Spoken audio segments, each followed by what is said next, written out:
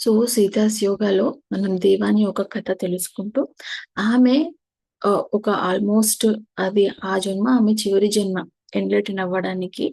So, ప్రతి లైఫ్‌లో ఉండే ప్రతి సిట్యుయేషన్ నుండి ఎన్నో పాఠాలు నేర్చుకుంటూ అలా ముందుకు సాగుతోంది. ప్రతి చాప్టర్‌లోనూ ఏదో ఒకటి నేర్చుకోవడం. అలాగే మనకెంతో బోలెడన్ని మెసేజెస్ ప్రతి చాప్టర్‌లో వస్తూ ఉన్నాయి. మరి ఇవాళ 4 చాప్టర్‌లో ఉన్నాము. దీని పేరు 'యోగా ఆఫ్ సెల్ఫ్‌లెస్ యాక్షన్' అంటే స్వార్థరహిత చర్య యోగము. స్వార్థరహిత చర్య యోగము అని తెలుగు మనం చెప్పుకోవచ్చు. సో, మరి ఇక్కడ ఫస్ట్ క్యాప్షన్ వచ్చేసి సో, ఆహ్, ఈ పుస్తకం యొక్క స్పెషాలిటీ ఏంటంటే టైటిల్ కింద ఒక క్యాప్షన్ వస్తుందనమాట. ఆ క్యాప్షన్ మనకు ఈ కథలో ఏం సందేశం తీసుకోవచ్చు అనేది మనకు అర్థం చెప్తుంది. By losing the self and finds the self అంటే మనల్ని మనం వదులుకుంటే మనం మరొక నేనును కనుక్కుంటాము అనేది. సో, మరి కథలోకి వెళ్తే మనకి మెసేజ్ అనేది అర్థమవుతుంది. సో, మనలో ప్రవర్తన తీరు అనేది ఉంటుంది. ఒక ప్యాటర్న్స్ అనేవి ఉంటాయి. ఆ ప్యాటర్న్స్ అనేవి ఎలా అంటే మన సీజన్స్ లాగా. మనకు నెలల్లో సీజన్స్, సంవత్సరంలో సీజన్స్ అనేవి ఎట్లా వస్తూ ఉంటాయో, అలా మనలో దాగి ఉన్న ప్రవర్తన తీరు అనేది కూడా బయటపడుతూ ఉంటుంది. సో, ఈ సీజన్స్ అనేవి మనకు ముందే తెలుసు కాబట్టి అవి మనకు ఆ నేచర్‌కు కనెక్ట్ అయి ఉంటామనమాట. ఓకే. వింటర్ తర్వాత ఎండాకాలం వస్తుంది. సో, మనకు అవి వస్తాయని మనకు ముందే తెలుసు కాబట్టి మనం నేచర్‌కి కనెక్ట్ అయి ఉంటాం. అలాగే ఈ ప్రవర్తన తీరు ఏదైతే ఉందో, మనకు అన్‌కాన్షియస్‌గా రిపీట్ అవుతూ ఉంటుంది. మనకు తెలియకుండానే మనలో మనం ప్రవర్తించే తీరు. సపోజ్ ఇప్పుడు మనకు కొన్ని సందర్భాల్లో కోపం అనేది వస్తూ ఉంటుంది. హ్మ్. మనం అనుకుంటూ ఉంటాం. మనం ఇది బయటపడాలి అని అనుకుంటూ ఉంటాం. బట్ కొన్ని సందర్భాల్లో ఎంత మన ఎరుక లేకుండానే ఆ కోపం అనేది రిపీటెడ్‌గా మనకొస్తూ ఉంటుంది కొన్ని సందర్భాల్లో. కోపం కావచ్చు, కొన్ని విషయాల్లో రిపీటెడ్‌గా వచ్చే భయం కావచ్చు, కొన్ని విషయాల్లో మనం రియాక్ట్ అవ్వకూడదు అనుకుంటాం. కానీ రియాక్ట్ అయిపోతూ ఉంటాం. అంటే ఇవన్నీ ప్యాటర్న్స్ ప్రవర్తన తీరు రిపీటెడ్‌గా మన నుంచి వస్తున్న ఆహ్, మన బిహేవియర్స్ అన్నమాట. సో, ఇవి మనకు ఏం చెప్తాయి అంటే, ఇవి మనకు బాధ కలిగించేవి ఉండొచ్చు. ఇవి మనకేం చెప్తున్నాయి అంటే, మన లోపల మనం ఏదో మార్చుకునేది ఉంది. మన ఇన్నర్ వర్క్ ఏదో చేసేది ఉంది అనేది ఈ మన ప్రవర్తన తీరు మనకు చెప్తుందంట. సో, మనము ఈ సీజన్స్ నుంచయితే అడ్జస్ట్ అవ్వగలం. So, okay. ఇప్పుడు ఎండాకాలం వేడిగా ఉంటుంది. చీకటిగా ఉంటుంది. సో, ఈ బయట పరిస్థితులు ఎలా ఉన్నా మన లోపల ఇవేమి మన లోపల స్థితిని మార్చవు అనేది మనము మన బయట క్లైమాటిక్ కండిషన్స్‌కి మనము దాటొచ్చు. కానీ మన లోపల ఆహ్, ఇది ఇది ప్రవర్తనలున్నాయే, ఈ క్యారెక్టర్, ఈ గుణాలున్నాయే, దీన్ని వదిలేసి రావడం కొంచెం కష్టతరమైన పని. ఎందుకంటే ఇది ఒక ధోరణి. మన లోపల డీప్‌గా ఉంటుందనమాట. డీప్‌గా ఉండే ధోరణి ఇది ఏదైతే మన హైయర్ సెల్ఫ్, మన పూర్ణాత్మని కూడా మనం మన ధోరణి చీట్ చేస్తుందంట. మనకు తెలియకుండానే మనం ఆటోమేటిక్‌గా కొన్ని పరిస్థితులకి రియాక్ట్ అవుతూ ఉంటాం. మన ఎరుక లేకుండానే మనం రియాక్ట్ అవుతూ ఉంటాం. సో, ఆహ్, ప్రతి ప్రతి ఒక్కరు ఏదైతే ఈ మార్చలేకపోతున్నామో, మన ధోరణి రిపీటెడ్‌గా ఉండే ధోరణి ఏదైతే ఉందో, దాన్ని మార్చుకోవాలి. మనము ఆధ్యాత్మికంగా ఉన్నతంగా ఎదగాలంటే, మనం ఈ మనకు ఎరుక లేకుండా మనం రిపీటెడ్‌గా ప్రవర్తించే విధానాన్ని మనం మార్చుకోవాలి అంటూ మెసేజ్ ఇస్తూ తను మరి ఈ చాప్టర్‌లో సో, మనం గమనించుకుంటే ప్రతి చాప్టర్‌లో తనలో ఒక గుణాన్ని మార్చుకోవాల్సిన క్వాలిటీని గమనిస్తా ఉంది. ఆ చాప్టర్ చివరికొచ్చేసరికి అది మార్చుకుంటా ఉంది. సో, ఫస్ట్ చాప్టర్‌లో ఆహ్, బిడ్డ చావు నుంచి బయటపడింది. తర్వాత అనుతో ఫ్రెండ్‌షిప్ చేసుకునింది. రెండో చాప్టర్‌లో ఆహ్, సీతారాములు ఎవరంటే తెలుసుకోవడం ద్వారా మనం అంటే ఎవరు, మనం ఎవరు అని తెలుసుకొని జ్ఞానం తీసుకుంది. ఇంకా లాస్ట్ చాప్టర్‌లో మూడో చాప్టర్‌లో కోపం అనే గుణాన్ని పూరి అంటే ఎంతో కోపం ఉండేది. ఎంత కోపం అంటే వాళ్ళ క కుటీరం ఒకటి కాల్చేసింది కూడా. మరి ఆ కోపాన్ని గుర్తించడం, దాన్ని అధిగమించడం అనేది చేసింది. మరి ఇప్పుడు ఈ చాప్టర్‌లో తను తనలో ఒక చిన్నప్పటి నుంచి ఉన్న ఒక సరికాని గుణాన్ని గుర్తిస్తా ఉంది. దాన్ని ఈ చాప్టర్ చివరికొచ్చేసరికి ఎలా అధిగమించింది అనేది మనం తెలుసుకుంటున్నాం. సో, మనలో ఇలా దాగి ఉన్న ఎన్నో గుణాలుంటాయి అని చెప్తా ఉంది. సో, ఆహ్, మరి నాలో అంటే దేవానీలో చిన్నప్పటి నుంచి ఉన్న ఇలాంటి గుణం ఏంటి అంటే ఆహ్, ఏదైనా ఇబ్బందికర పరిస్థితి అంటే దాన్ని వదిలేసి ఆహ్, ఇంకా దూరంగా వెళ్ళిపోవడం అనేది ఈమెలో అది సరికాని గుణం అని ఆమె తెలుసుకుంటా ఉందనమాట. సో, చిన్నప్పటి నుంచి ఆహ్, ఎక్కడైనా మనస్పర్ధలొస్తే నేను దానికి దూరంగా వెళ్ళిపోయేదాన్ని. హ్మ్. నాకు నేను అనుకునేదాన్ని ఇదే సరైన మార్గము అంటూ అనుకునేదాన్ననమాట. సో, ఎక్కడైనా ఇంట్లో మనస్పర్ధలొచ్చినా నన్ను నేను దూరంగా ఉంచుకునేదాన్ని. ఒక సాక్షిగా చూసేదాన్ని. ఆహ్, కానీ నాకప్పుడు అర్థం కాలే. నేను సులభమైన మార్గాన్ని ఎంచుకుంటున్నాను, తప్పించుకుంటున్నాను అనే విషయం నాకర్థం కాలే. పెళ్లి తర్వాత కూడా నాకు మధ్యలో టెన్షనొచ్చినప్పుడు నేను అడవికి పారిపోయేదాన్ని. అడవిలో నా ఉండే వృక్షాల దగ్గర వెళ్ళి అవి నాకేం ఛాలెంజ్‌ని ఇవ్వవు. అవి సైలెంట్‌గా ఉంటాయి. వాటి దగ్గరికెళ్ళి నా అంతరంగిక నిశ్శబ్దాన్ని ఆహ్, అవి అనుకూలంగా ఉన్నాయి అని చూసుకోగలను. కానీ ఇదొక తప్పించుకునే తీరు. కానీ నా మైండ్ మాత్రము ఇది సరైన మార్గము అని అనుకుంటూ వచ్చింది. ఫస్ట్ టైము తనెప్పుడు ఇది రాంగ్ అని గుర్తించిందంటే, సాచి చనిపోయినప్పుడు అంతవరకు తను ఇలాగే తనకు తాను వదిలేసి అన్ని ఇంట్లో వదిలేసి అడవికెళ్ళి తను ధ్యానం చేసుకునేది. సో, అప్పుడు తనకు ఇది తనలోని సరికాని గుణం అని అప్పుడు ఫస్ట్ టైమ్ తెలిసింది. ఎందుకంటే పక్క వాళ్ళ పట్ల కరుణ లేదు. పక్క వాళ్ళు ఆహ్, బాధపడుతున్నారు అని వాళ్ళ కేర్ తీసుకోవడం లేదు. సో, అప్పుడు తనకర్థమైంది. ఓహ్! అను బాధపడుతోంది. అని కేర్ తీసుకోవట్లేదు. నేను వదిలి వెళ్ళిపోతున్నాను. ఈ గుణము మంచిది కాదని ఫస్ట్ టైమ్ తనకు అర్థమైంది. సరే అక్కడ అర్థమైంది అంటే, ఇక్కడ మరి పూరి విషయంలో ఆహ్, ఈ ఈ గుణాన్ని అధిగమించానా అంటే కా కాదు. సో, పూరి విషయంలో ఫస్ట్ పూరి దగ్గరికి ఎందుకెళ్ళింది? తనకు లోపల నుంచి గైడెన్స్ వచ్చింది. వెళ్ళాలి అని. తర్వాత ఆ గత జన్మ, భవిష్యత్తు జన్మ 2 చూసుకోవడం వలన ఇంకా ఆమెని కలవడం అనేది అవసరమైనదిగా తెలుసుకునింది. సో, మొదట్లో పూరి దగ్గరికి వెళ్ళాలంటే తనకు ఎంతో ఇన్ ఇన్ లోపల తనకు తానే ఎంతో అబ్జెక్షన్ ఉండేది. నిరోధించుకునేది. వెళ్ళాలంటే కష్టంగా ఉండేది. కానీ తను మెల్లగా ఆహ్, పూరికి కేర్ ఇవ్వడం నేర్చుకుంది. పూరి ఎలాంటి వ్యక్తి ఎంతో విరుద్ధమైన వ్యక్తి. ఆమె ఎంతో విరుద్ధమైన వ్యక్తి. కానీ అదొక రియల్ టెస్ట్ దేవానికి.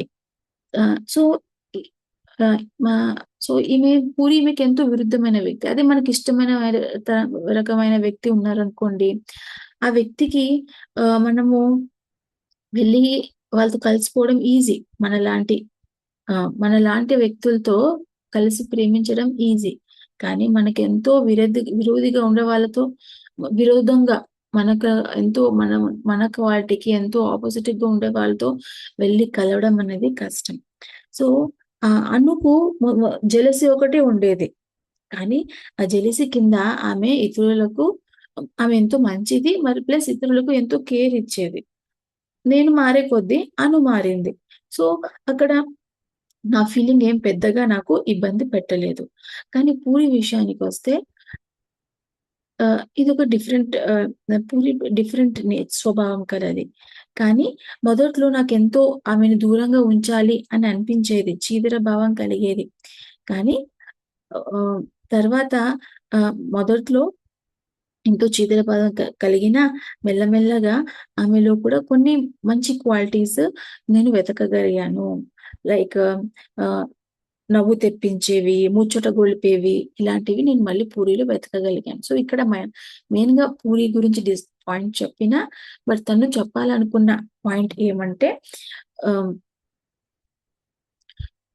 తనలో ఒక క్వాలిటీ ఉంది. మన దేవానిలో ఒక క్వాలిటీ ఉంది. ఆ క్వాలిటీ ఏంటి అంటే దూరంగా ఉండడం. ఏదైనా కష్ట సమయం వచ్చింది, వివాదాస్పద మనస్పర్ధలొచ్చిన టైం అట్లా వచ్చింది అంటే, దానికి దూరంగా వెళ్ళిపోవడం అనే ఒక క్వాలిటీ అనేది తను మొదటి నుంచి చూసిన క్వాలిటీ. కానీ అది అనవసరమైన గుణము. దాన్ని మార్చుకోవాలి అని ఈ చాప్టర్‌లో తను నేర్చుకుంటుందనమాట. సో, ఇంకా ఊర్లో పరిస్థితులు మరింత టెన్షన్స్ మరింత పెరిగాయి. తన కుటుంబం ఆహ్, భర్త ఫ్యామిలీకి ప్లస్ ఆ మనీష్ ఫ్యామిలీ మధ్య వైరం మరింత పెరిగింది. సో, తన లోపల ఈ లోపల ఈమె లోపల ఈ క్వాలిటీ ఉందే. ఆహ్, ఇట్లాంటి టెన్షన్ టైమ్‌లో ఎక్కడైనా ఇబ్బందికరమైన పరిస్థితొచ్చినప్పుడు దానికి దూరంగా వెళ్ళడము అనే ఈ క్వాలిటీ ఈమెలో అలాగే స్ట్రాంగ్‌గా ఉంది. ఆ ఊర్లో ఆ టెన్షన్స్ ఒస్తున్నాయి. ఆహ్, ఈమె చెవిలో భర్త తర్వాత పూరి ఇద్దరు వాళ్ళ వాళ్ళ అభిప్రాయాలు చెప్తున్నారు. ఆహ్, ఇద్దరు వాళ్ళ వాళ్ళ కంప్లెయింట్స్ చెప్తున్నారు.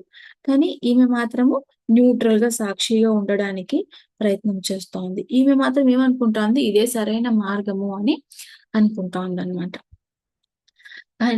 భర్త రా మీటింగ్‌లకు రా, మీటింగ్‌లో వచ్చి విను అంటున్నాడు. తర్వాత పూరి రా మ మా భ మా భర్తతో ఒకసారొచ్చి మాట్లాడు అంటా ఉంది. కానీ ఈ రెండిటికి ఈమె నో చెప్తోంది. ఈమె పరిస్థితి ఎట్లుందంటే ఇవన్నీ ఈమెకు చుట్టుముట్టాయన్నమాట. సో, ఈమె ఏమనుకుంటా ఉంది, నేను ఈ 2 గ్రూపులు అవ్వడానికి కారణం అవ్వట్లేదు. నా కమ్యూనిటీ బాధ్యతని నేను చేస్తున్నాను అని అనుకుంటా ఉంది. కానీ నిజంగా నేను నా బాధ్యతని పూర్తిగా నిర్వహిస్తున్నానా? అని వీళ్ళు మళ్ళీ క్వెషను. సో, తర్వాత ఈమెకు, పూరికి మధ్య పెరిగే సంబంధము వీళ్ళిద్దరి మధ్య ఆహ్, హెల్ప్ అవుతోంది.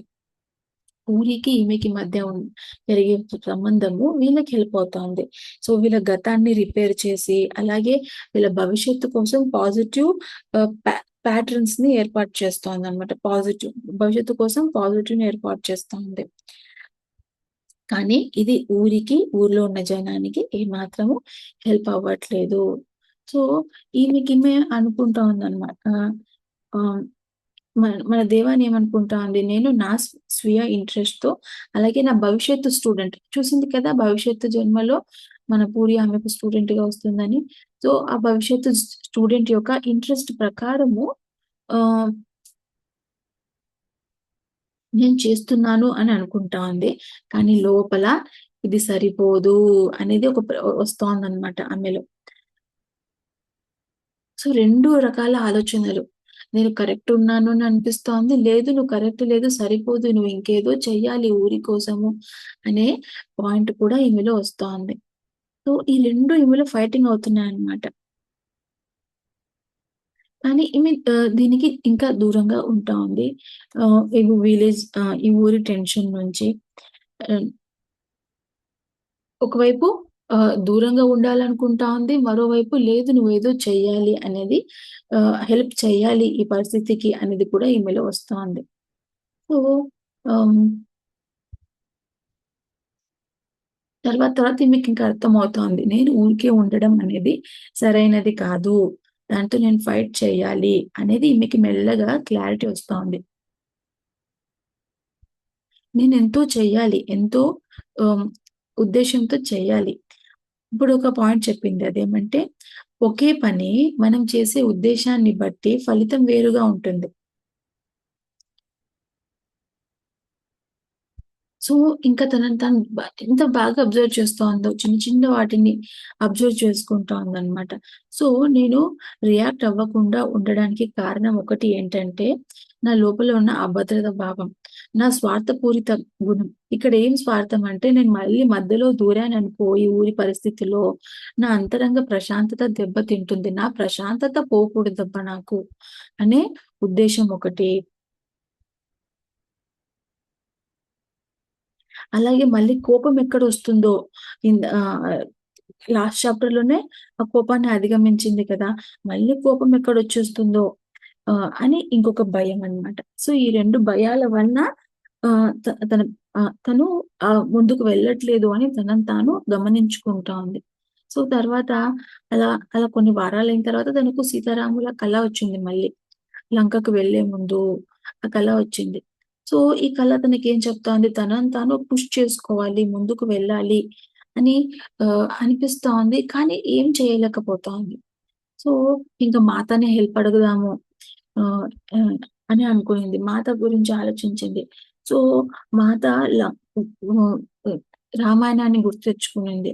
సో, రావణుడిని చూసింది. రావణుడి విషయాన్ని చూసి తను మాత సాక్షిగా ఉండిపోలేదు. తనేదో చేయాలని నిశ్చయించుకుంది. లంకకు తనకు తాను వెళ్ళాలని నిశ్చయించుకునింది. మరి రావణునితో యుద్ధానికి కారణమై అక్కడ అవన్నీ జరగడానికి చూసింది. సో, ఇదొక నాకు మెసేజ్ కాదా అని ఆలోచించింది. అంటే ఇక్కడ మాత న్యూట్రల్‌గా లేదు. రావణుడిని చూసి న్యూట్రల్‌గా లేదు. తను ఒక యాక్షన్ తీసుకునింది అని తను అది గమనించిందనమాట. సో, రావణాసురుడు సౌత్‌లో ఒక స్ట్రాంగ్ ఫోర్స్. సో, మళ్ళీ సీతారాములకు ఆహ్, ఆహ్, ఏ ఏం ఏ ఐడియా వలన, ఏ ఉద్దేశ్యం వలన వాళ్ళు మరి ఈ స్టెప్ తీసుకున్నారు అని తను గమనించుకుంటా ఉందనమాట. సో, ఇక్కడేదో ఆహ్, నేను నేర్చుకోవాల్సి ఉంది. వాళ్ళు ఏ విధంగా రావణాసురుడిని ఎదిరించడానికి స్టెప్ తీసుకున్నారో, నేను ఈ పరిస్థితిని ఎట్లా హ్యాండిల్ చేయాలి? నేనిక్కడ ఏం నేర్చుకోవాలి? అనేది తను గమనిస్తోందనమాట. సో, రావణాసురుడిని గుర్తు చేసుకునింది. ఆయన ఒక పవర్‌ఫుల్ ఫిగర్. ఆహ్, సో,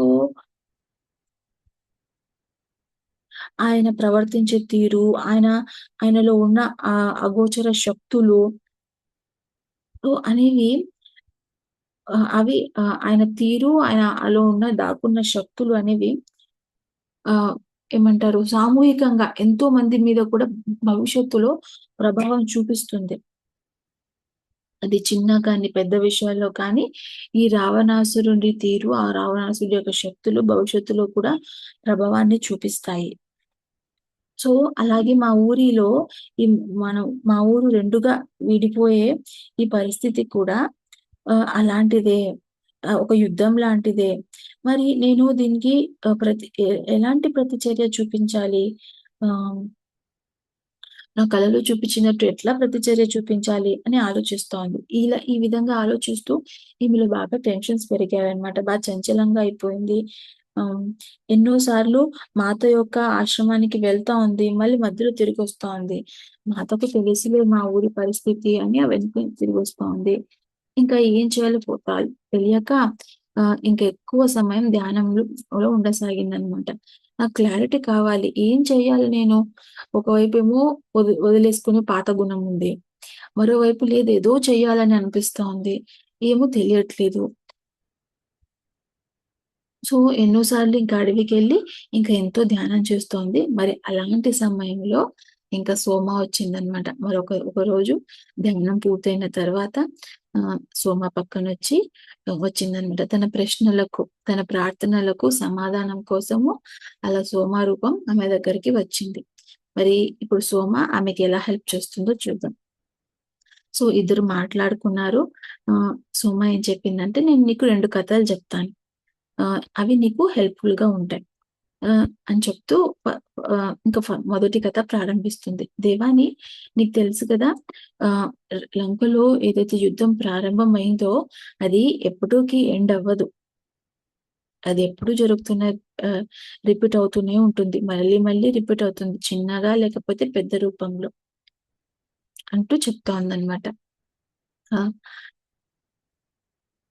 సో, ఎప్పుడైతే మాత ఫస్ట్ టైమ్ లంకకి తీసుకెళ్ళబడిందో, మాత అక్కడ ఈగర్‌గా మనకు ఇప్పుడు వరకు మరి ఎక్కడైనా చూసామో కానీ, గతంలో మనం సీతాయనంలో వినని కథ ఇక్కడ వినబోతున్నాం. సో, మాత ఫస్ట్ టైమ్ లంకకు తీసుకెళ్ళినప్పుడు, మాత ఎంతో ఆహ్, ఈగర్‌గా అంటే హ్మ్, ఎంతో ఆతృతగా రావణాసురుడిని తమ్ముడైన విభీషణుడిని కలవడానికి ఎంతో ఆతృతంగా వెయిట్ చేస్తూ ఉండిందంట. సో, వాళ్ళు సీతారాములకు విభీషణుడు ఎవరో తెలుసు. కానీ పర్సనల్‌గా మాత్రము కలవలేదు. అతన్ని పర్సనల్‌గా కలవాలని మాత ఎంతో ఈగర్‌గా వెయిట్ చేస్తా ఉందంట. సో, విభీషణుడు ఎన్నో ఏళ్లుగా వాళ్ళ అన్న ఎదుగుతున్న తీరు ఎంతో అవుతున్నదంతా చూస్తూ ఉన్నాడు. అన్నలోని అజ్ఞానము, మూర్ఖత్వము, ఆ ఫోర్స్ ఆహ్, ఫోర్స్‌గా పరిపాలించే తీరు అవన్నీ చూస్తున్నాడు. సో, ఎలా ఉండేవాడంటే రావణాసురుడు తనకు ఆ లంకలో ఎవరైనా విరుద్ధంగా మాట్లాడితే వాళ్ళని జైల్లో ఉంచేసేవాడు. అలాంటి వారిలో ఒకరు విభీషణుడి ఫ్రెండ్ వాళ్ళ అబ్బాయంట. అతను బాగా మంచి బ్రైట్ ఆహ్, మంచి ఏమంటారు యాంబిషన్, లక్ష్యం ఉన్న వ్యక్తి. యంగ్ మనిషి. న్యాయం కోసం పోరాడే వ్యక్తి ఆ అబ్బాయి. ఎవరు? విభీషణుడి ఫ్రెండ్ వాళ్ళ అబ్బాయి. సో, ఆ అబ్బాయి ఆహ్, రావణాసురుడి గురించి పబ్లిక్‌లో చెప్పేవాడంట. అగెయినిస్ట్‌గా చెప్పేవాడు. ధైర్యంగా చెప్పేవాడు. సో, అవన్నీ హ్మ్. నిజమే. పబ్లిక్‌కి తెలియని విషయాలే. రావణాసురుడి గురించి చెప్పేవాడు. సో, దానివల్ల వాళ్ళ నాన్న అతన్ని నిరోధించేవాడు. "అరేయ్! అలా చెయ్యొద్దురా! ఊకే ఉండు" అని. కానీ అతను వినేవాడు కాదు. ఆహ్, ఇంకా వాళ్ళ నాన్నకి ఆ అబ్బాయి ఏం చెప్పేవాడంటే, "నేను ఈ లంక కోసం ప్రాణత్యాగమనే చేస్తాను. ప్రాణత్యాగం చేయడానికి మా భవిష్యత్తు లంక కోసం ప్రాణత్యాగం చేయడానికి కూడా నేను రెడీగా ఉన్నాను" అని అబ్బాయి చెప్పేవాడనమాట. సో, మొత్తానికి ఇంత అతన్ని జైల్‌లో పెట్టడం జరిగింది. అతను విభీషణుడి ఫ్రెండ్ కదా! విభీషణుడి దగ్గరికెళ్ళి చెప్పుకున్నాడనమాట. ఆహ్, కొంచెం మీ అన్నయ్యకి చెప్పు అని. మరి విభీషణుడు వెళ్లి రావణాసురుడికి చెప్పినా ఏం ప్రయోజనం లేదు. విభీషణుడు తన వేరే కుటుంబ సభ్యులతో వెళ్లి చెప్పుకున్నాడు. వాళ్ళందరూ రావణాసురుడిని యాక్సెప్ట్ చేయడమే, రావణాసురుడిని సమర్థించడమే. ఆ అబ్బాయి లంకలో ప్రశాంతతను తీసేస్తున్నాడు. ఇంకా అతను జైల్‌లో ఉండడమే కరెక్టు అన్నట్టు ఆ కుటుంబ సభ్యులన్నారు. ఇంకా విభీషణుడికి తెలుసు. ఆ అబ్బాయి జైల్‌లో ఆహారం లేకుండా ఎంతో కష్టపడుతున్నాడు. ఇంకా ఆహారం లేకుండా అతను చనిపోతాడు. ఇవన్నీ కూడా మన విభీషణుడికి తెలుసనమాట. కానీ ఏం చేయలేకపోతున్నాడు. ఇంక వెనక్కి తిరిగి తన రూమ్‌లో ఉండి నారాయణుడికి ప్రార్థించసాగాడు. నారాయణుడు ప్రార్థించడం అంటే నారాయణునికి కూడా రీచ్ అవుతుంది కదా! మన నారాయణుడు ప్రార్థిస్తున్నాడంటే అది లక్ష్మికి కూడా రీచ్ అవుతుంది. సో, మరి మన సీతమ్మ ఆహ్, ఆయన కన్నీళ్లకు ఎంతో చలించింది. ఆయన భక్తికి ఎంతో చెలించింది. సో, ఆ విధంగా లంకకు వెళ్ళింది. సో, ఆహ్, ఆహ్, నిరాశ ఏదైతే విభీషణుడి నిరాశ ఉందో, మన సీతమ్మ లంకకెళ్ళడానికి అది కూడా ఒక కారణం. ఎన్నో కారణాల్లో అది కూడా ఒక కారణం. సో, మరి మాత అలా లంకకి వెళ్ళింది. అక్కడ ఎంతో కాలం ధ్యానంలో కూర్చుంది. లంకలో ధ్యానంలో కూర్చొని ఎన్నో సార్లు తన శరీరాన్ని వదిలి యాస్ట్రల్‌గా లంక అంతా తిరిగి అక్కడున్న ప్రాబ్లమ్స్ అంతా మన మాత చూసింది. మరి విభీషణుడిని ఎలా కలిసింది? విభీషణుడు ఏం టీచ్ చేసింది? మరి ఈ కథల ద్వారా మన దేవానికి ఏం మెసేజు? ఇవన్నీ మనం ముందు ముందు తెలుసుకుందాం.